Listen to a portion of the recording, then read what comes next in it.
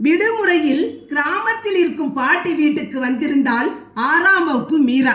தினமும் விளையாட போகும்போது மரத்தடியில் வேப்பங்கொட்டைகளை சேகரித்து வந்து மஞ்சள் பையில் போட்டு கொண்டிருந்தாள். எதுக்கு இதை சேகரிக்கிற என்று அம்மா கேட்டபோது அப்புறம் சொல்றேன் என்றாள் மீரா. இலை குச்சிகளை வச்சு விதவிதமா கிராஃப்ட் செய்யவா? அந்த மாதிரி தான் எதுக்காவது இருக்கும் என்றார் அப்பா. அதற்கு பதில் சொல்லாமல் புன்னகைத்தாள் மீரா. ஒரு வாரம் கழித்து சென்னைக்கு புறப்பட்ட போது அப்பா சென்னைக்கு பக்கத்துல போனதும் நான் சொல்ற இடத்துல எல்லாம் காரை நிறுத்தணும். அங்கெல்லாம் பாதை ஓரமா இந்த வேப்பங்கொட்டைகளை போட போகிறேன். 100 போட்டா 10ஆவது முளைக்கும்ல.